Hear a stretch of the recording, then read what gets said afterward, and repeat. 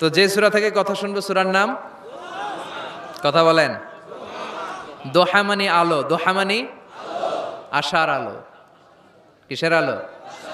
সম্ভাবনার আলো। সুবহানাল্লাহ পড়েন। আলো শুনলে ভালো লাগে না নাকি অন্ধকার ভালো লাগে? এজন্য আল্লাহ আলোর নামে সূরা দিলেন। সুবহানাল্লাহ পড়েন। দোহা মানে প্রভাতের সূর্য কিরণ।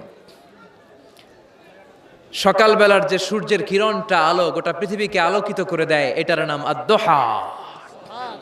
এটার নাম আদ-দোহা। এই সূরাতুদ দোহা এটা একটা মোটিভেশনাল সূরা। কি সূরা? ইন্সপাইরেশনাল সূরা। কোরআনে কয়েকটা মোটিভেশনাল সূরা আছে, এর মধ্যে অন্যতম হচ্ছে সূরাতুদ দোহা। এটা পড়লে, এটা শিখলে, এটা জানলে আপনি ইউ উইল বি মোটিভেটেড। আপনি আরো উৎসাহিত হবেন, আপনি আশা ফিরে পাবেন। সুবহানাল্লাহ পড়েন। এটা কোরআনের মোটিভেশনাল সূরা, মনে রাখতে হবে। যুবকরা মোটিভেশন শব্দটা চেনো না তোমরা? মোটিভেশন এই সূরাতে তোমরা you will get huge motivation in this সূরা ইনশাআল্লাহ। অনেক মোটিভেশন পাওয়া যাবে, কারণ এটা আলোর পথ দেখায়। কিসের পথ? দোহা মানে আশার আলো, ঠিক কি না? বিশ্বনবীকে আল্লাহ আলোর সাথে তুলনা করেছেন, বলেছেন বিশ্বনবী হচ্ছে নূর। সুবহানাল্লাহ পড়েন। এই কিতাবকে আল্লাহ, কোরআনকে আলোর সাথে তুলনা করেছেন। আল্লাহ বলেছেন এই কোরআন হচ্ছে নূর। আবার এই কোরআন অন্ধকার থেকে মানুষকে কোন দিকে নেয়? আলোর দিকে নেয়। আলিফ লাম রা কিতাবুন আনজালনাহু ইলাইকা লিতুখরিজান নাসা মিনাজ-যুলুমাতি ইলান নূর। O Muhammad, my beloved last messenger, I've revealed this holy and sacred book unto you in order to lead the mankind out of darkness into the light. Light, Quran হচ্ছে একটা লাইট। আবার বিশ্বনবী বলছেন আল্লাহ আপনি আমার ডানে নূর দেন,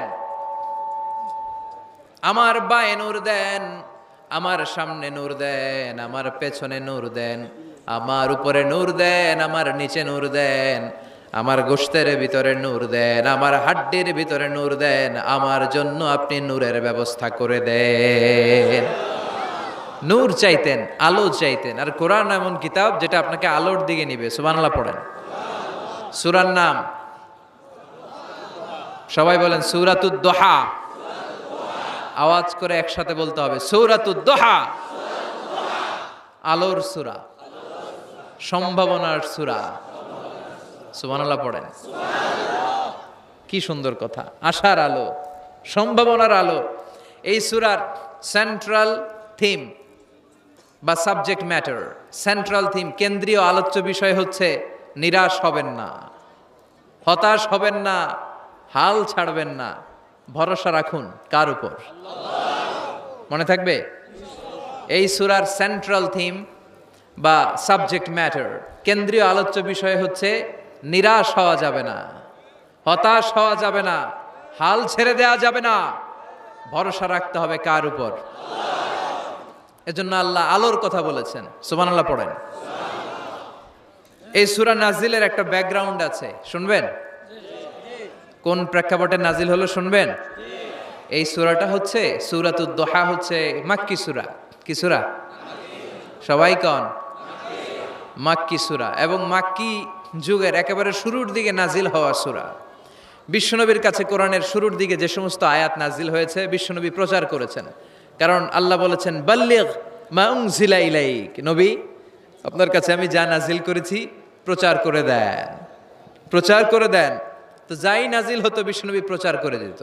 হঠাৎ করে কোরআন নাজিল হওয়া বন্ধ হয়ে গেল, আর নাজিল হয় না। বিশ্বনবী he started to miss the revelation, কোরআনকে খুব মিস করতে লাগলেন। কিরে, কি সুন্দর জিবরাইল আসতো কোরআন নিয়ে, ওহী নিয়ে, আসে না কেন?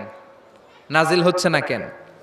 এখন বিশ্বনবী কোরআন পেলে কোরআন প্রচার করত, কোরআনের আয়াতগুলো সবার সাথে শেয়ার করত। এখন নাজিলও হয় না, শেয়ারও করতে পারে, প্রচারও করতে পারে, প্রচার কার্যক্রম বন্ধ। কাফেরদের মধ্যে গুনগুন শুরু হয়ে গেল, মুহাম্মদ তোর রব তোরে ভুলে গেছে। নাউজুবিল্লাহ কইবেন না? তোমার রব তোমারে ভুলে গেছে, তোমার আল্লাহ তোমার উপর অসন্তুষ্ট হয়েছে। কোন বর্ণনায় এসেছে 15 দিন, কোন বর্ণনায় 1 মাস, কোন বর্ণনায় 3 মাস, কোনো বর্ণনায় 6 মাস ওহী নাজিল বন্ধ ছিল। বিশ্বনবী ওহীকে মিস করতে লাগলেন। ঘটনা কি? ওহী নাজিল হয় না কেন? আমি এখন কি প্রচার করব? বিশ্বনবী আর কিছুই প্রচার করতে পারছেন না, নাজিলও হয় না, উনিও প্রচার করতে পারেন না। কারণ বিশ্বনবী তো মন গড়া কিছু বলেন না। বলেন, ওয়ামা ইয়ানতিকু আনিল হাওয়া ইন হুয়া ইল্লা ওয়াহয়ুই ইউহা। আল্লাহর ওহী আসলে বিশ্বনবী বলে, তা না হলে বিশ্বনবী বলে। বিশ্বনবী যাই নাজিল হতো প্রচার করে দিতেন, আয়াত ওনার উপর অবতীর্ণ হতো মানুষের সাথে শেয়ার করে দিতেন। এখন আয়াত নাজিল হয় না, বিশ্বনবীও শেয়ার করতে পারে না। সাহাবারা বলল, বিশ্বনবী আয়াত নাজিল হয় না কেন? বিশ্বনবী বলে, আমি কিছু জানি না। কাফির মুশরিক মহলে গুনগুনানি শুরু হয়ে যায়। ঘটনা কি? মুহাম্মাদের রব মুহাম্মদ রে বুইল্লা গেছে, মুহাম্মাদের রব মুহাম্মদের ছাইরা দিছে, মুহাম্মদের আর পছন্দ করে না, এজন্য কোনো আয়াত নাজিল করে না। বিশ্বনবীর চাচি আবু লাহাবের স্ত্রী উম্মে জামিল বলল, মুহাম্মদ তোমার শয়তানটা বুঝি তোমার কাছে আসে না? এই শয়তান দ্বারা উদ্দেশ্য নিয়েছে জিবরাইল আলাইহিস সালামকে। নাউজুবিল্লাহ পড়েন। এবার বিশ্বনবী টেনশনে পড়ে গেলেন। ঘটনা কি রে? কি ভুল আমার হয়? কি অন্যায় আমি করলাম? কি ভুল আমার হচ্ছে? কি ত্রুটি আমার, যে কারণে আল্লাহ আমারে পছন্দ করে না? 3 মাস 6 মাস হয়ে যায়, আকাশ থেকে কোনো ওহী নাজিল হয় না। কি আমি করলাম? আমার মনে হয় আমার কোনো ভুল হয়েছে, আমার কোনো ত্রুটি হয়েছে, অন্যায় হয়েছে, যে কারণে আমার আল্লাহ আমারে পছন্দ করে না। মাঝে মাঝে আমাদের জীবনে এরকম হতাশা আছে না নাই? কিরে, আমি এত দোয়া করি কবুল হয় না কেন? আমার জীবনে এত দুঃখ কেন? আমার জীবনে এত কষ্ট কেন? আমার জীবনে তো ভালো কিছু হয় না। সবাই হুর হুর করে এগিয়ে যায়, কত সুন্দর ক্যারিয়ার, বিসিএস হয়ে যায়, সরকারি জব হয়ে যায়, ব্যবসায় লালে লাল, আমার তো কিছু হয় না, আমার কিচ্ছু হলো না। এরকম হতাশা আছে না নাই? এই সূরা আপনাকে শিখাতে চায়, don't be sad, don't be frustrated, don't be upset.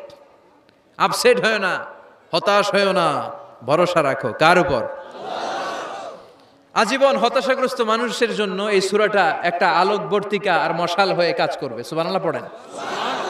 Motivational সূরা। আল্লাহু আকবার। বিশ্বনবী চিন্তায় পড়ে গেলেন, মনে হয় ভুল হয়েছে। কেন ওহী আসে না? কি আমার অপরাধ? কেন কোরআনের আয়াত নাজিল হয় না? কেন আল্লাহ ওহী পাঠায় না? বিশ্বনবী যখন চিন্তিত, বিশ্বনবী যখন হতাশ, তখন আল্লাহ নাজিল করলেন ওয়াদ-দুহা, ওয়াল-লাইলি ইযা সাজা, ওয়াদ-দুহা, আলোর শপথ, ওয়াল-লাইলি ইযা সাজা, আর রাতের শপথ, যখন রাতটা নিঝুম হয় আর হয় নিস্তব্ধ। সুবহানাল্লাহ কইবেন না? আল্লাহ আলোর শপথ করলেন। এজন্য হতাশ হবেন না। C the Sunlight, go out, C the nice day. কত সুন্দর দিন, কত সুন্দর আলোক উজ্জ্বল দুপুর, কত সুন্দর সকাল। সুবহানাল্লাহ পড়েন। হতাশ হবার কোনো কারণ নাই। আপনার আল্লাহ আপনার সাথে আছে না নাই? আপনি আপনারা যত ভালোবাসেন তার চেয়েও আপনারা বেশি ভালোবাসে কে? আপনার বাবা মা আপনারা যত মায়া করে তার চেয়েও আপনারা বেশি মায়া করে কে? আল্লাহ বললেন ওয়াদ-দুহা, সকালবেলার সূর্য কিরণের শপথ, ওয়াল-লাইলি ইযা সাজা, আর রাত্রির শপথ, রাত্রিটা যখন নিঝুম হয় আর নিস্তব্ধ হয়। সুবহানাল্লাহ পড়েন। তাহলে আল্লাহ আলো আর অন্ধকারের শপথ বা কসম কাটলেন, ঠিক কিনা? আলো দ্বারা আল্লাহ তাআলা ওহীর আগমনকে বুঝিয়েছেন, আর অন্ধকার দ্বারা ওহীর অনুপস্থিতি বুঝিয়েছেন। সুবহানাল্লাহ। আল্লাহ বুঝাতে চাইলেন, নবী আমি আপনার উপর রাগ করি নাই, আমি আপনারে ভুলে যাই নাই, যেমনটা কাফির মুশরিকের বাচ্চারা বলে। আমি আপনারে ছেড়ে দেই নাই, আমি আপনার উপর অসন্তুষ্ট হই নাই। সব সময় যদি সূর্যের আলো থাকে, রাত্রে ঘুমাইতে পারবেন? ধরেন 365 দিনই খালি আলো আর আলো, খালি সূর্যের আলো, রাত আর নাই, ভাল লাগবে? আবার সব সময় রাত, সূর্যের আলো নাই, ভাল লাগবে? রাত দিন দুইটার দরকার আছে না নাই? এই আলো দ্বারা আল্লাহ ওহীর কথা বুঝালেন। আল্লাহ বুঝাতে চাইলেন, নবী আলোর শপথ আর অন্ধকারের শপথ, আমি যেমনি আলোর পর অন্ধকার দেই, তেমনি ওহীর পর মাঝে মাঝে ওহী না পাঠিয়ে আপনাকে বিশ্রাম নেওয়ার সুযোগ করে দেই। বিশ্বনবীর কত ভালোবাসতেন আল্লাহ, কারণ ওহী রিসিভ করার মধ্যে একটা কষ্ট আছে না নাই? ও নবী, সব সময় যদি ওহী নাজিল হয়, আপনার স্নায়ু, আপনার দেহ, আপনার মাংসপেশি এই ওহী রিসিভ করতে পারবে না, আপনার স্নায়ু এটা বরদাস্ত করতে পারবে না। ওহির একটা কিরণ আছে, সূর্যের যেমনি তেজ আছে, আলো আছে, ওহিরও কিরণ আছে। সব সময় এই কিরণ আকাশ থেকে আপনার গায়ে পড়লে আপনি সহ্য করতে পারবেন না। তেমনি আলোর পরে যেমনি আধারের দরকার, কিছুদিন ওহি আসার পরে ওহি বন্ধ থাকার দরকার আছে না নাই? সুবহানাল্লাহ পড়েন। বিশ্বনবীর আরামের জন্য আল্লাহ ওহি বন্ধ করে দিলেন। আল্লাহু আকবার।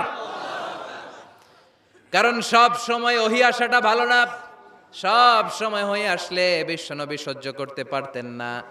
কারণ মা আয়েশা বলতেন, শীতের রাতে যখন বিশ্বনবীর উপর ওহী নাজিল হতো, ওহির প্রেসারে বিশ্বনবীর গলার দাড়ি দিয়ে ঘাম ঝরে ঝরে পড়তো। আমরা তো মাগনা কোরআন পাইছি, কোনো কষ্ট করা লাগে নাই, কোনো পরীক্ষা করা লাগে নাই। বিশ্বনবী যখন কোরআন রিসিভ করতেন, মিসলা সলসলাতিল জারাস, বুখারীর বর্ণনা, ঘন্টার ধ্বনির ন্যায় দপ্তরি যখন হাই স্কুলের ছুটি দেওয়ার জন্য ধমধম করে ঘন্টা বাজায়, এর কাছে যে কান লাগিয়ে দাঁড়িয়ে থাকা যায়, যেরকম বিকট আওয়াজ হয় এরকম আওয়াজে ওহী আসতো। আর এই ওহী রিসিভ করতে যে মাঘ মাসের কনকনে শীতের রাতে বিশ্বনবী ঘেমে ঘেমে একাকার হয়ে যেতেন। আবার বিশ্বনবী যখন ওটের উপরে বসা অবস্থায় ওহী নাজিল হতো, ওহির ভাড়ে, ওহির চাপে, ওহির প্রেসারে, কোরআনের প্রেসারে ওটের বুকটা জামিনের মধ্যে লেগে যেত। আবার ঘোড়ার উপরে বসে থাকা অবস্থায় যখন কোরআনের আয়াত ওহী নাজিল হতো, ঘোড়ার পা গুলো মরুভূমির বালুর ভেতরে দেবে যেত। বিশ্বনবীর এক সাহাবা যায়েদ রাদিয়াল্লাহু তাআলা আনহুর পায়ের মধ্যে মাথা রেখে বিশ্বনবী একবার ঘুমাচ্ছিলেন। 1 ঘন্টা 2 ঘন্টা ঘুমিয়ে রইলেন, যায়েদ মাথায় ব্যথা পায় না। হঠাৎ বিশ্বনবী ঘুম থেকে জাগলেন। জাগার পর ওইখানে কি হয়েছে?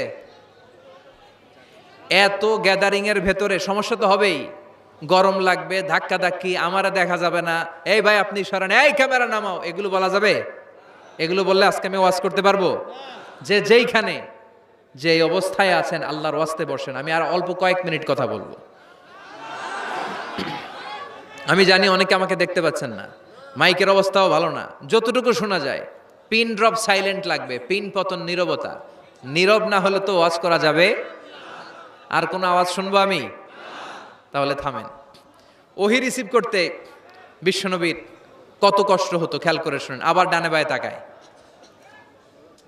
সাভারের ভাইয়েরা এদিকে তাকান, আমার দিকে হয়েছে, বাস আমার দিকে তাকান। ওহী রিসিভ করতে বিশ্বনবীর কত কষ্ট হতো।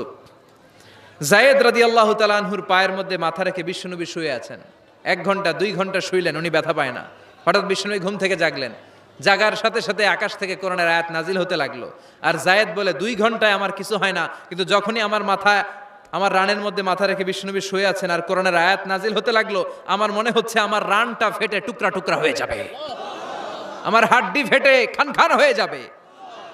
ওহির ভার, তার মানে একটা কাঠিন্যতা আছে না নাই? এজন্য আল্লাহ বিশ্বনবীরা ডেকে বললেন, নবী আমি রাগ হই নাই, আমি আপনারে ভুলে যাই নাই। বারবার সূর্যের আলো থাকলে, সব সময় সূর্যের কিরণ থাকলে যেমনি আরাম লাগে না, বারবার ওহী রিসিভ করতে যেই কষ্টটা আপনার হয়, আমি আরশের উপর থেকে দেখে আমার সহ্য হয় না। এজন্য আপনাকে বিশ্রামের ব্যবস্থা করে দিলাম। এই জন্য কিছুদিন ইচ্ছা করে আমি ওহী বন্ধ করে দিলাম।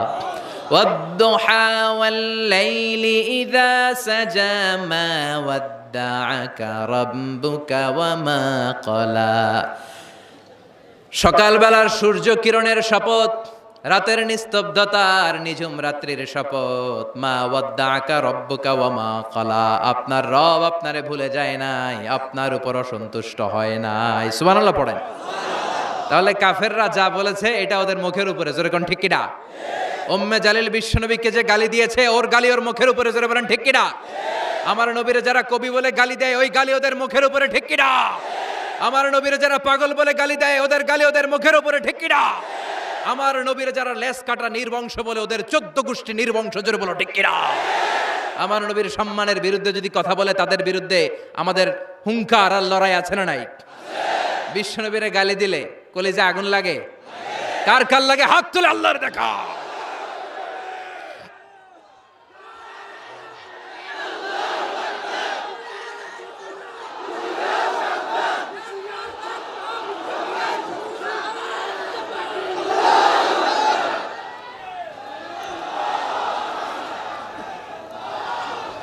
বিশ্বনবীর সম্মান, এটার কোনো তুলনা হয়? বিশ্বনবীর লাইফ নিয়ে কথা বলা, অসাধারণ এক লাইফ, ওনার বায়োগ্রাফি, এটা অসম্ভব। এটা তলাবিহীন সাগরের মতো। বিশ্বনবী নিয়ে যদি কথা বলতে শুরু করে, এটা অনেকটা তলাবিহীন সাগরের মতো। এটা সাগর, কিন্তু কি নাই? কথা কয় না, কি নাই? বিয়ন্ডলেস, বাউন্ডলেস, বটমলেস, ঠিক কিনা? As a father, as a husband, as a teacher, as a lawgiver, as a lawmaker, as a reformer of the society, as a messenger, as a commander, Muhammad is the superman of the world. গোটা বিশ্বের জন্য তিনি Superman হয়ে এসেছে। এজন্য আমার নবীরা যারা গালি দেয়, এগুলো পিতৃ পরিচয়হীন জারদ সন্তান। বিশ্বনবীর সম্মান নিয়ে উল্টাপাল্টা করলে এটা সহ্য করা হবে না। জোরে কোন ঠিক কিনা? তুমি আমারে গালি দাও, আমি মেনে নিব। আমার বাপারে গালি দাও, মেনে নিব। আমার দলের গালি দিবি, মেনে নিব। কিন্তু আমার নবীরে গালি দিলে খবর আছে না নাই? আমার নবীর দিকে, আমার নবীর সম্মানের দিকে বা হাত তুললে ওই বা হাত কেমন করে ভেঙে দিতে হয় সেটাও আমাদের জানা আছে। জোরে কোন ঠিক কিনা? বিশ্বনবীর সম্মান, ইটস অ্যান আনপ্যারালাল ইস্যু। এই ইস্যুতে হেফাজত নাই, এই ইস্যুতে জামাত নাই, এই ইস্যুতে চরমনাই নাই, এই ইস্যুতে সরসিনা নাই, এই ইস্যুতে তাবলিগ নাই, আওয়ামী লীগ নাই, জামাত নাই। 17 কোটি মানুষ এক প্ল্যাটফর্মে দাঁড়িয়ে যায়। চিল্লায় বলেন ঠিক কিনা? কারণ এই নবীর সুপারিশ ছাড়া আমি আপনি জান্নাতে যেতে পারবো না। জোরে কোন ঠিক কিনা? এজন্য নবীর ভালোবাসা, নবীর প্রতি মাহাব্বত অন্তরে থাকার দরকার আছে না নাই? আল্লাহকে যে পাইতে চায়, হযরতকে ভালোবেসে, আরশ কুরসি লৌহ কালাম না চাইতে পেয়েছে সে। হযরতকে ভালোবেসে, আরশ কুরসি লৌহ কালাম না চাইতে পেয়েছে সে। ঠিক কিনা? বিশ্বনবীরে ভালোবাসলে গোটা বিশ্ব তার পায়ের সামনে এসে চুমু খাবে। আমরা এই নবীর ভালোবাসা চাই, আমরা এই নবীর শাফাত চাই, আমরা এই নবীর নেতৃত্বে জান্নাতে ঢুকতে চাই। এজন্য আল্লাহ বললেন, নবী, মা ওয়াদ্দাআকা রাব্বুকা ওয়া মা ক্বালা। ভয় নাই, চিন্তা নাই, হতাশ হবেন না, নিরাশ হবেন না, আমার উপর ভরসা রাখেন। আপনার আল্লাহ আপনারে ভুলে যায় নাই, আপনার আল্লাহ আপনার উপর অসন্তুষ্ট হয় নাই।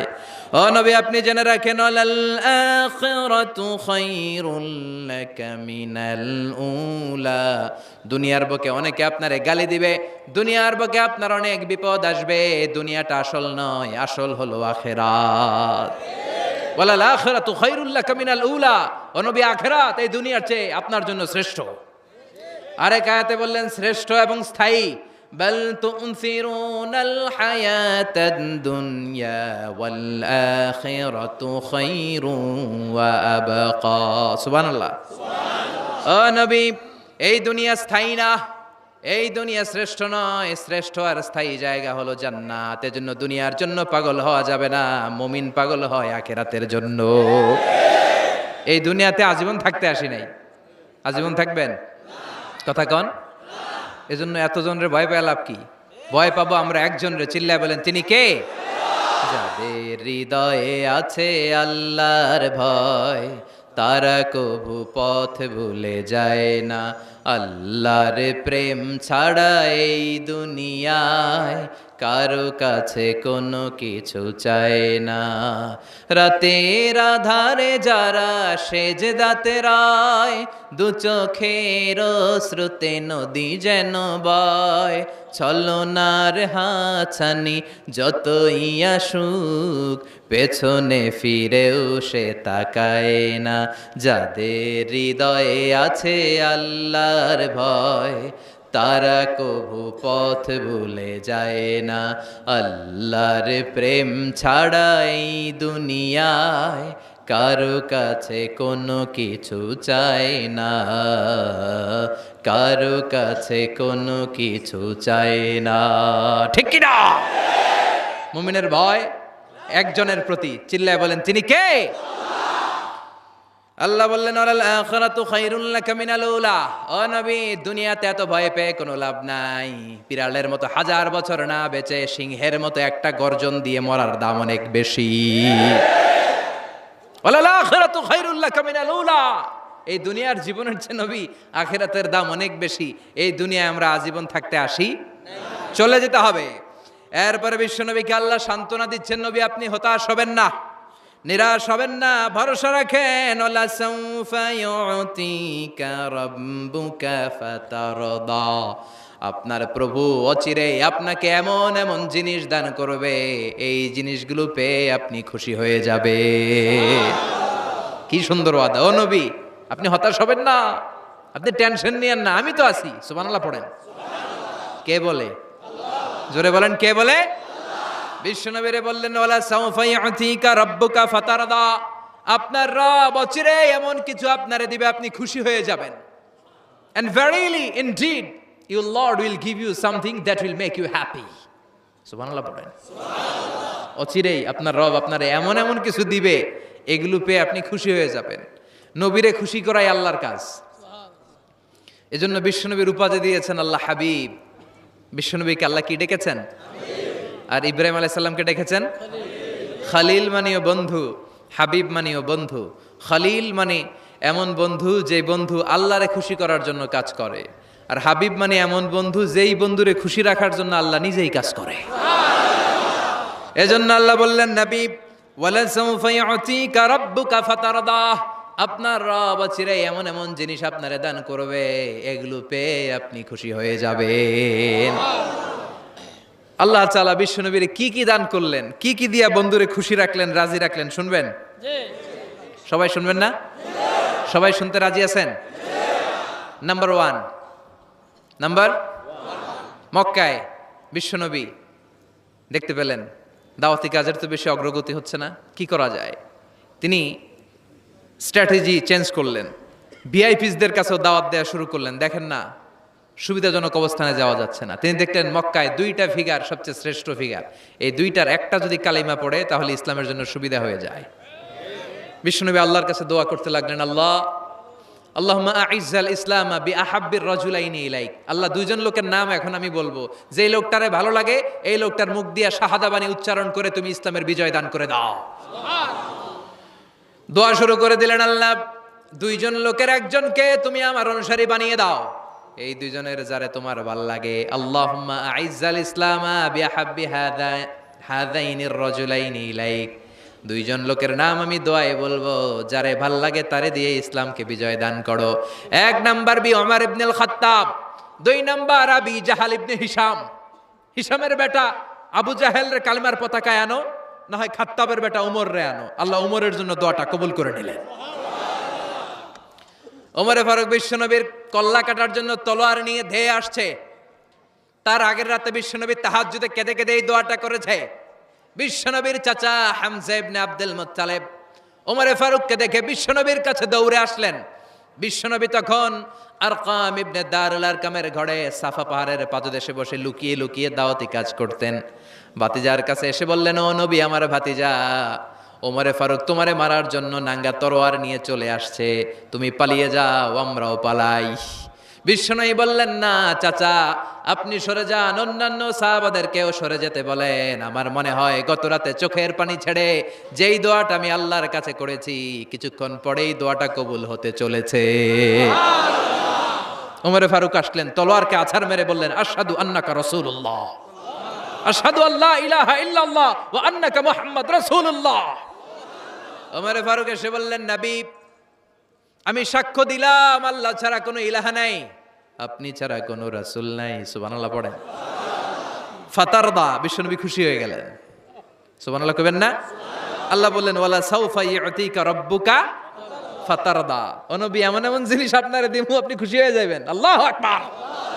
তাহলে প্রথমে কেমনে খুশি করছে পাইলেন? পাইছেন? ওমরে ফারুককে কালেমার পতাকায় ঢুকাইয়া বিশ্বনবীর হৃদয়টারে ঠান্ডা করে দিলেন, বিশ্বনবীরে খুশি করে দিলেন। বিশ্বনবী বললেন, লা নাবিয়্যা বা'দি ওয়ালা রাসূলা, আমার পরে নবীও নাই রাসূলও নাই, তবে লাউ কানা বা'দি নাবিয়্যুন লাকানা ওমর, আমার পরে যদি কেউ নবী হতো আমার ওমর নবী হয়ে যেত। ওমরে ফারুককে মুনাফিকরা ভয় পেত, মুশরিকরা ভয় পেত, এমনকি শয়তানও ভয় পেত। মা সালাকা শাইতানু সালিকান ফাজ্জান ইল্লা সালাকা ফাজ্জান গায়রা ফাজ্জিক। বিষ্ণু বলতেন, ওমর, শয়তান যদি তোমার কোনো রাস্তা দিয়ে হাঁটতে দেখে, শয়তান ওই রাস্তা থুইয়া আরেক রাস্তা দিয়ে হাঁটে। তার মানে বিশ্বনবীরে খুশি করার এক নাম্বার পদ্ধতি ওমরে ফারুককে কালিমে পড়ায় খুশি, ঠিক কিনা? বিশ্বনবী খুশি হয়ে গেলেন। নাম্বার 1 কয়টা গেল? নাম্বার 2, বিশ্বনবী দাওয়াত দেওয়ার জন্য তায়েফে গেলেন। মক্কাতুল মুকাররমা থেকে 70-80 কিলো দূর, পাহাড়ি এলাকা, ঠান্ডা এলাকা। হজ উমরা যারা করেছেন দেখেন নাই, ঘুরে ঘুরে ঘুরে ঘুরে উঠতে হয়। আবার এখন ক্যাবেল কার আছে, ক্যাবেল কার দিয়ে ওঠা যায়, নামা যায়। আমি গিয়েছি অনেকবার। ওই তায়েফে বিশ্বনবী দাওয়াত দিতে গেলেন, কিন্তু তায়েফের ছেলেরা বিশ্বনবীর দাওয়াত কি গ্রহণ করেছে? কি করছে? তিনটা জায়গায় বিশ্বনবীকে পাথর মেরে বেহুশ করেছে। তিনটা জায়গায়। বিশ্বনবী নিজের কোনো স্বার্থের জন্য যায় নাই, তায়েফের লোকরা যাতে জাহান্নামের আগুনে না জ্বলে ওদেরকে বাঁচানোর জন্য গিয়েছিলেন, ঠিক কিনা? খেয়ে না খেয়ে দিন প্রচারের কাজে নিজেকে দিয়েছ বিলিয়ে, তায়েফের কাফিরেরা চিনল না সে আলো, দুষ্ট ছেলেদের পিছু দিল লেলিয়ে, পাথরের আঘাতে ক্ষত বিক্ষত হয়ে সারা শরীর থেকে রক্ত ঝরে। হে রাসূল তোমাকে ভুলি আমি কেমন করে, হে রাসূল তোমাকে ভুলি আমি কেমন করে। হাজার ব্যথা বেদনার পরে ফিরে আসনি তুমি আপন ঘরে, দিনের আলো তুমি ছড়িয়ে দিতে, চলে গেলে মদিনায় মক্কা ছেড়ে। হে রাসূল তোমাকে ভুলি আমি কেমন করে, হে রাসূল তোমাকে ভুলি আমি কেমন করে, ঠিক কি না? তায়েফবাসীদেরকে বাঁচানোর জন্য বিশ্বনবী তায়েফে দাওয়াত দিতে গেলেন। পাথরের আঘাত খেলেন, বিশ্বনবীর দাওয়াতে তারা সাড়া দেয় নাই। বিশ্বনবীর মন খারাপ, ঠিক কিনা? মন খারাপ হয়ে বিশ্বনবী নাখলা নামক খেজুরের বাগানে ঢুকলেন। সারা গা দিয়ে ঝরঝর ঝরঝর করে রক্ত পড়েছে। বিশ্বনবীর সাহাবী যায়েদ বিন হারেসা কুয়া থেকে পানি এনে বিশ্বনবীর মোবারক দেহটা থেকে ধুয়ে ধুয়ে রক্ত পরিষ্কার করে দিচ্ছেন। বিশ্বনবী রাতে সেখানে ঘুমালেন, ফজরের সময় নামাজ পড়তে শুরু করে দিলেন। বিশ্বনবীর তেলাওয়াত শুনে একদল জিন অবাক হয়ে গেল। জিনেরা কয়, ইন্না সামি'না কুরআনান আজাবা ইয়াহদি ইলার রুশদি ফাআমান্না বি। সুবহানাল্লাহ। দাওয়াত দিতে আইছিল মানুষরে, দাওয়াত দিতে আসছিল কাদেরকে? কিন্তু মানুষ দাওয়াত কবুল করে নাই। আর বিশ্বনবী কেঁদে কেঁদে যখন নামাজ পড়ছিলেন, তেলাওয়াত শুনে জিনেরা অবাক। জিনেরা কয়, এটা কোনো মানুষের বাণী হতে পারে না, আল্লাহর বাণী ছাড়া। জিনেরা এই বাণী শুনে কোহে কাফে যে জিনের রাজ্যে যে দাওয়াতি কাজ শুরু করে দিল আর ঘোষণা দিল, আমরা মুহাম্মদের উপর ঈমান এনে মুসলমান হয়ে গেলাম। বিশ্বনবী ফজরের সালাতের পরে কাঁদে, হায়রে তায়েফবাসীরা মরে যাবে। হামলাতুল জিবাল, পাহাড় রক্ষী ফেরেশতারা এসে বলে, নবী আপনি শুধু আদেশ দেন, তায়েফের দুই পাশের গিরি পর্বত গিরি পাহাড় দিয়ে এমন ভাবে চাপা দেব, তায়েফের ছেলেগুলো মুহূর্তের মধ্যে পাউডার হয়ে যাবে। বিশ্বনবী বললেন, না, আমি ওদেরকে ক্ষমা করে দিলাম। ওরা হয়তো কালিমা পড়ে নাই, ভবিষ্যৎ প্রজন্মের অনেকে কালিমা পড়ে মুসলমান হয়ে যাবে। বিশ্বনবী কাঁদলেন, হায় হায়, আমার দাওয়াতি কাজ ব্যর্থ হয়ে গেল। বিশ্বনবীর মন খারাপ। বিশ্বনবীর যখনই মন খারাপ, মন ভালো করার দায়িত্ব নেয় কে? আরশ থেকে বিশ্বনবীর ডেকে বলে, নবী আপনি দেখেন নাই, আপনি যে কিবলামুখী হয়ে নামাজ পড়তেছিলেন, আপনার কেরাত শুনে জিনেরা মুসলমান হয়েছে। মানুষদেরকে দাওয়াত দিতে এসেছেন, ওরা দাওয়াত কবুল করে নাই, তো কি হয়েছে? একদল জিনকে আমি মুসলমান বানিয়ে দিয়েছি গো নবী। ফাতারদা ফাতারদা। বিশ্বনবী খুশি হয়ে গেলেন, আর দুঃখ নাই। সুবহানাল্লাহ কইবেন না? 80 কিলোমিটার পথ বেয়ে আসছে, 3 বার মাই খায়া বেহুশ হয়েছে, একজনও কালিমা পড়লো না, দুঃখে কলিজাটা ছিঁড়ে যায়। আল্লাহ বললেন, কলিজা ছিঁড়ার কোনো কারণ নাই, মানুষগুলো মুসলমান হয় নাই তো কি হয়েছে? অদৃশ্য এক জাতি, এক প্রাণী যাদেরকে চোখে দেখা যায় না, আপনার দাওয়াত কবুল করে এরা মুসলমান হয়ে গিয়েছে। বিশ্বনবীর আল্লাহ খুশি করে দিলেন, এই নিউজ দিয়ে খুশি করে দিলেন। সুবহানাল্লাহ কইবেন না? তাহলে বিশ্বনবীরে খুশি করার দায়িত্ব কার? কয়টা গেল? 3 নম্বরে বিশ্বনবীর কলিজার টুকরা স্ত্রী খাদিজা চলে গেলেন। সাইয়েদাতুনা খাদিজা সব সম্পদগুলো বিশ্বনবীর জন্য দিয়ে দিলেন। বিশ্বনবীও খাদিজার জন্য দোয়া করতেন। বিশ্বনবী বলছেন, আল্লাহ কিয়ামতের দিন, যেদিন বন্ধু বন্ধুরে চিনবে না, বাবা ছেলেরে চিনবে না, পীর সাহেব মুরিদরে চিনবে না, ওই কঠিন বিপদের দিনে আমি আমার খাদিজারে যেন ভুলে না যাই। এই দুনিয়ার বুকে একটা মহিলাকে আরশের উপর থেকে আল্লাহ সালাম জানিয়েছেন, মহিলাটার নাম হলো খাদিজাতুল কুবরা তাহেরা। এই কলিজার টুকরা স্ত্রী চলে গেল, বিদায় নিলেন। বিশ্বনবীর কলিজাটা ভেঙে যায়, খান খান হয়ে যায়। যেই চাচা বিশ্বনবীর এত লালন পালন করলো, আদর যত্ন করলো, আবু তালেব, এই আবু তালেবও ঈমান না এনে দুনিয়া থেকে বিদায় নিল। শেল্টার দেওয়ার, আশ্রয় দেওয়ার বিশ্বনবীর এই দুইটাই জায়গা ছিল মক্কায়। এখন আর নবীরে কেউ শেল্টার দেয় না, এখন আর নবীরে কেউ শেল্টার দেয় না। নবীর হৃদয়টা ভেঙে খান খান, কই যাবে, কি করবে? কিন্তু আরশের উপর থেকে নবীর কষ্ট দেখে কে? আল্লাহ বললেন, নবী দুনিয়াতে কষ্ট, চলে আসেন, উপরে চলে আসেন। সুবহানাল্লাযী আসরা বিআবদিহি লাইলাম মিনাল মাসজিদিল হারামি ইলাল মাসজিদিল আকসা। এই দুনিয়ায় থাকার দরকার নাই, আমি আপনারে আরশের মেহমান বানিয়ে মেরাজের মেহমান হিসেবে আপনারে আরশের উপরে কবুল করে নিলাম। চিল্লায় কোন সুবহানাল্লাহ। দুনিয়ার বুকে রাখেন নাই, সারপ্রাইজ দেওয়ার জন্য আল্লাহর আরশে তুলে নিলেন। চিল্লায় পড়েন আল্লাহু আকবার। ফাতারদা, বিশ্বনবী খুশি হয়ে গেলেন। যেখানে বিশ্বনবীর মন খারাপ, বিশ্বনবীর মন ভালো করে দেওয়ার দায়িত্ব কার? মেরাজের মাধ্যমে, সালাতকে গিফট দেওয়ার মাধ্যমে, জান্নাত আর জাহান্নামকে চাক্ষুষ দেখানোর মাধ্যমে, সরাসরি আল্লাহর কথাগুলো, আওয়াজগুলো কানে শুনিয়ে দেওয়ার মাধ্যমে বিশ্বনবীর হৃদয়টারে ঠান্ডা করে দিল কে? এরপরে দেখেন কি করে রব্বুল আলামিন বিশ্বনবীরে খুশি করে। মক্কার জমিনে আর থাকতে পারে না বিশ্বনবী, যেখানেই থাকুক, যেখানেই যাবে, ওখানেই মুহাম্মদ রে মার। মক্কার সবাই যখন একত্রিত হয়ে গেল, মক্কায় কোথাও থাকার যখন বিশ্বনবীর জায়গা নাই, বিশ্বনবীকে মদিনার মতো চমৎকার জায়গায় হিজরতের ব্যবস্থা করে দিল কে? ফাতারদা ওয়ালা সাউফা ইউতিকা রাব্বুকা। অচিরেই আপনার রব এমন এমন সুব্যবস্থা করে দিবে, এমন এমন বিষয় আপনার জীবনে এনে দিবে, আপনার জীবনটা ঠান্ডা হয়ে যাবে, আপনি খুশি হয়ে যাবেন।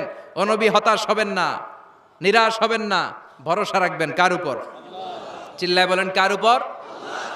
মক্কায় যখন বিশ্বনবী থাকতেন, তিনি কাবার দিকে হয়ে নামাজ পড়তেন, কিন্তু মদিনায় যাওয়ার পরে আল্লাহ কেবলা চেঞ্জ করে দিলেন।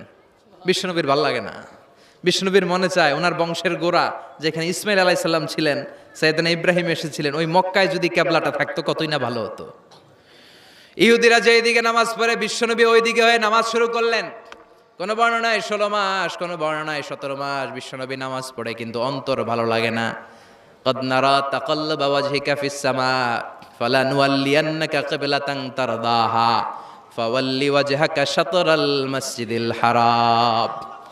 আল্লাহ বললেন, নবী আমি বুঝি আপনি নামাজ পড়েন, আর নামাজের পরে আকাশের দিকে তাকান যে আমি কিছু কই কিনা।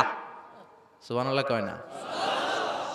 আমি কেবলা পরিবর্তনের ব্যাপারে কোনো আয়াত পাঠাই কিনা। নবী আপনার দরদ, আপনার কষ্ট আমি বুঝতে পেরেছি। 17 মাস আপনারে পরীক্ষা করলাম, আর না, আমার আর সহ্য হয় না। কালকে থেকে কাবার দিকে আপনার কেবলা পরিবর্তন করে নামাজ শুরু করে দেন গো নবী। ফাওয়াল্লি ওয়াজহাকা শাতরাল মসজিদিল হারাম, টু দ্য ডাইরেকশন অফ কিবলা। যেখানেই থাকেন না কেন, হাইসুমা কুনতুম ফাওয়াল্লু উজুহাকুম শাতরা, এখন থেকে যেখানেই থাকেন আর বাইতুল মুকাদ্দাসের দিকে নয়, কাবার দিকে মুখ ফিরিয়ে নামাজ পড়বেন। কবুল করে নিব কে? ওয়ালা সাউফা ইউতিকা রাব্বুকা। অচিরে আপনার রব আপনার এমন এমন জিনিস দিবে, আপনি খুশি হয়ে যাবেন। খুশির ঠেলায় আহা, আর দুঃখ থাকে না, একটার পর একটা দুঃখ, ঝঞ্ঝা, কষ্ট, বাধা আসতে থাকে, আর আল্লাহ সেইটাকে শান্তি আর ভালোবাসার সমীরণ বাতাসে পরিণত করে দেয়। চিল্লায় বলেন ঠিক কিনা? এরপরে মদিনাতে যে উম্মতের জন্য টেনশনের শেষ নাই।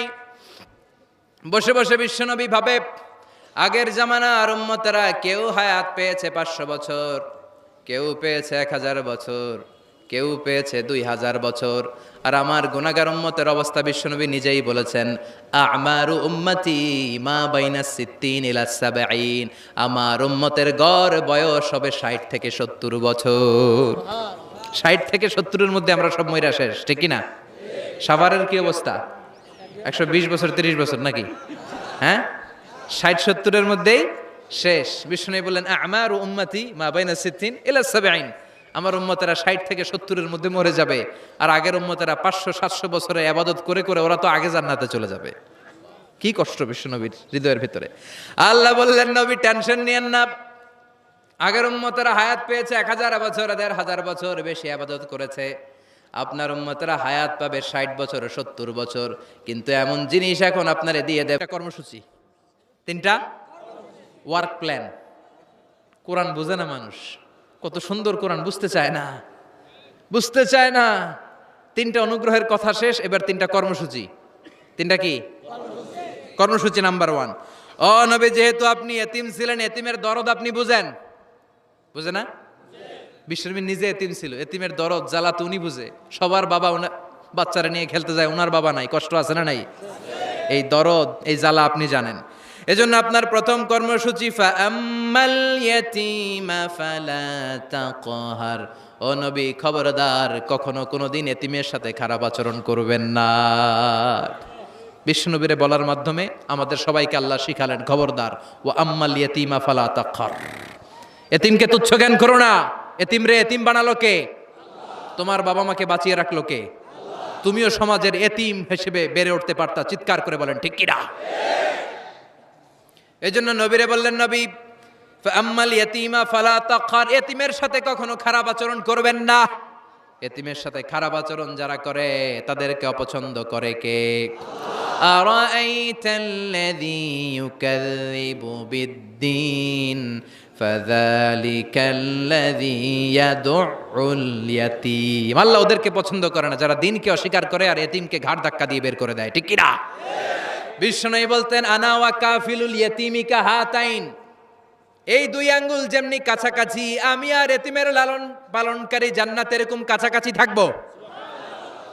এই আঙ্গুল আর এই আঙ্গুলের মাঝখানে যেমনি তেমন কোনো ব্যবধান নাই, আমি আর এতিমের লালন পালনকারীর মাঝখানে কোনো ব্যবধান থাকবে না। আনা ওয়া কাফিলুল ইয়াতীমি কাহাকাদা, এভাবে জান্নাতে আমরা পিঠাপিঠি হয়ে থাকবো, প্রতিবেশী যারা এতিমকে লালন পালন করে। সুবহানাল্লাহ পড়েন। এক সাহাবী বললেন, নবী আমার হৃদয়টা বড় শক্ত, কেমন করে হৃদয়কে নরম করব, ট্যাবলেট দেন। বিশ্বনবী বললেন, 1 নাম্বার ট্যাবলেট, ইরহামিল ইয়াতীম, এতিমের প্রতি রহম করো। আমসা রাসাউ, এতিমের মাথায় হাত বুলিয়ে দাও। ওয়া আতইম মিন তুআমিকা, তোমার খাবারগুলো এতিমের সাথে শেয়ার করো, হৃদয়টারে নরম করে দিবে কে? এতিমের মাথায় এরকম হাত বুলাবেন, পারবেন? এতিমের মাথায় হাত বুলায় দিলে আপনার অন্তরটারে নরম করে দিবে কে? হাত বুলানো তো দূরের কথা, এতিমের সম্পদ খাইয়া মাইরা সব শেষ। আল্লাযীনা ইয়াকুলুনা আমওয়ালাল ইয়াতামা যুলমান ইন্নামা ইয়াকুলুনা ফি বুতুনিহিম নারা ওয়া সায়াসলাউনা সাঈরা। তুই এতিমের মাল খাস নাই, তুই জাহান্নামের আগুন পেটে ভরেছিস। এতিমের সম্পদ মেরে দেয়, জুলুম করে সম্পদ খেয়ে ফেলে, এরকম আছে না নাই? তুমি এতিমের সম্পদ খাও নাই, তুমি ওর সম্পদ আত্মসাৎ করো নাই, তুমি জাহান্নামের লাকড়ি পেটে ঢুকিয়েছ। খবরদার, এতিমের সাথে ভালো আচরণ করেন। এতিমরে ভালোবাসা মানে নবীরে ভালোবাসা, কারণ আমার নবী এতিম হয়ে বড় হয়েছেন। কথা বলেন। এজন্য প্রথম কর্মসূচি, ফাআম্মাল ইয়াতীমা ফালা, এতিমের সাথে খারাপ আচরণ করা যাবে। সাভারে এতিমখানা আছে? কোথায়? সিংদুরিয়া। আহা আহা, ঈদ আসে, ঈদ যায়, কোরবানি যায়, আকিকা যায়, বিয়ের অনুষ্ঠান যায়, কত বড় বড় মুরগির রান আমরা খাই, কত মিষ্টি পোলাও খাই। ওরা কি খেয়ে বেঁচে আছে যে দেখবেন, ওর আব্বা নাই, সড়ক দুর্ঘটনায় মারা গেছে, বাপ মা নাই, চাচা বাচ্চাটারে দিয়ে আসছে, এতিমখানায় আছে না নাই? ওরে আদর করার কেউ নাই। এতিমরা যে সমাজে কি সুবিধা বঞ্চিত, এটা এতিম ছাড়া কেউ টের পাবে? আপনি সুযোগ হলে যাবেন, কিছু টাকা দিয়ে আসবেন, মাথায় হাত বুলিয়ে দিবেন, আপনার ঘরটারে জান্নাতি ঘর বানায় দিবে কে? 2 নাম্বার কর্মসূচি, ওয়া আম্মাস সাইলা ফালা তানহার, ও নবী কোন ফরিয়াদিকে ধমক দিবেন না। বিশ্বনবীকে বলার মাধ্যমে আমাদেরকেও বললেন, কোন ফরিয়াদি কেউ এসে কিছু চায় তাকে কোনোদিন ধমক দেয়া যাবে? কারণ ওরে ভিক্ষুক বানাইছে কে? আর তোমারে বড় সাহাব বানাইছে কে? তোরে কারে চড়ায় কে? আর ওর হাতে ভাঙ্গা থালা দিছে কে? তোরে কাঠ থেকে লাথি মেরে নামিয়ে ভাঙ্গা থালা হাতে দিয়ে দিতে পারে কে? আর ওর ভাঙ্গা থালার জায়গা থেকে ওরেও প্রাইভেট কারে বসায় দিতে পারে কে? তাহলে তোর অন্তরে এত অহংকার আসে কি করে? অহংকার আসলো কোত্থেকে? এই ভাঙ্গা থালাটা তোর হাতে উঠায় দিতে আল্লাহর 1 সেকেন্ডও লাগে না। ওয়াম্মা সাইলা ফালা তানহার, খবরদার ফরিয়াদিকে তাড়িয়ে দিও না, ধমক দিও না। আল্লাহ পাহাড়কে দরিয়া করতে পারে, দরিয়াকে পাহাড় করতে পারে, ধনীরে গরিব বানাতে পারে, গরিবরে ধনী বানাতে পারে, সম্মানিতরে অপমানিত করতে পারে, অপমানিতরে সম্মানিত বানাতে পারে, ক্ষমতার চেয়ারে বসে থাকার লাথি মেরে নিচে নামায় দিতে পারে। আম্মা সাইলা ফালা তানহার, ফরিয়াদিকে ফিরিয়ে দিও না। বিশ্বনবী কখনো কেউ কিছু চাইলে ফিরিয়ে দিতেন না। সুবহানাল্লাহ পড়েন। একবার বিশ্বনবীর গায়ে একটা জামা, চিল্লায় বলেন কয়টা জামা? ফাজা সাইল, একজন এসে বলে নবী একটা জামা দেন। বিশ্বনবী ওই গায়ের জামাটাই খুলে দিয়ে দিচ্ছে। এখন গায়ে দেওয়ার মতো তো কোনো জামা নাই। আল্লাহ বলেন ওয়াল্লাযীনা ইযা আনফাকু লাম ইউসরিফু ওয়া লাম ইয়াকতুরু ওয়া কানা বাইনা যালিকা কাওয়ামা। ও নবী, দান যখন করবেন বেশিও দিবেন না, কমও দিবেন না, মাঝামাঝি দিয়েন। তার মানে জামা যদি দুইটা থাকতো একটা না হয় দিতেন, ছিলই একটা। এখন যদি দিয়েছেন আপনি করবেন কি? আপনি খাই দিবেন কি? কি নবী ছিল রে ভাই, এটা কি নবী? একটা জামা ছিল ওইটা দিয়ে দেয়, কারণ না এটা বলতে শিখে নাই। ও নবী আচিনি কামিসান, নবী আমার একটা জামা দেন, পারবো না, আমার একটা জামা নাই, এগুলো বলতে জানতেন না, গায়েরটাই খুলে দিয়ে দিছে। কারণ আল্লাহ বলে দিয়েছে আম্মা সাইলা ফালা তানহার, সাইল যদি আসে, ভিক্ষুক আসে, ফরিয়াদি আসলে তাড়িয়ে দিও না, ধমক দিও না। এখন আমরা ফরিয়াদির সাথে খারাপ আচরণ করি, ধমক দেই, তাড়িয়ে দেই, গালি দেই, উপকার করে খোটা দেই, আছে না নাই? দ্বিতীয় কর্মসূচি আম্মা সাইলা ফালা তানহার, যখন কেউ ফরিয়াদ করে তাকে ফিরিয়ে দেও না। 3 নম্বর কর্মসূচি আল্লাহ বললেন ওয়া আম্মা বিনিআমাতি রাব্বিকা ফাহাদ্দিস, আমি যেই নিয়ামত আপনারে দান করেছি নিয়ামতগুলোর ঘোষণা দিয়ে দেন। সুবহানাল্লাহ পড়েন। আম্মা বিনিআমাতি রাব্বিকা ফাহাদ্দিস, বিষ্ণু বললেন ইন্নাল্লাহা ইউহিব্বু আইয়ারা আসারা নিআমাতিহি আলা আবদি, আল্লাহ আপনারে যেই নিয়ামত দিছে এই নিয়ামতের একটা প্রকাশ এটা আল্লাহ পছন্দ করেন। আল্লাহ আপনারে কোটি কোটি টাকার মালিক বানাইছে, আপনি জিরা জামা পরেন কেন? আপনার কিপটামি করতে কইছে কে? কথা বলেন।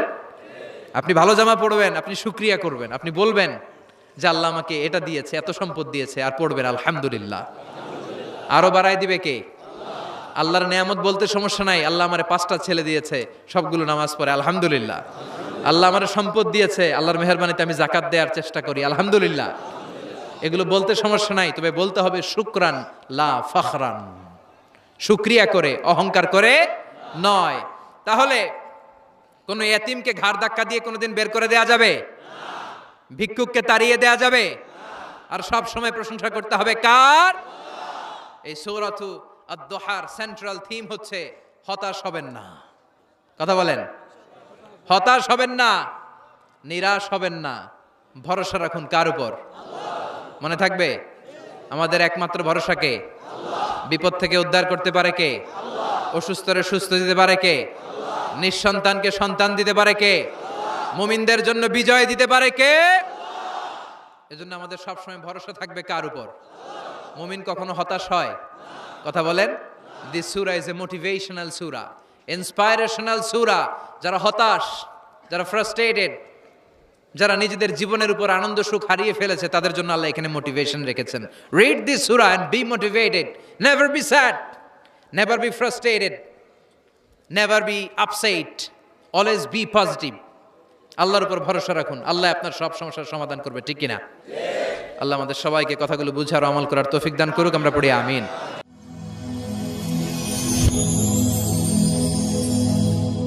Rose TV 24. Enjoy by listening to the Holy Quran.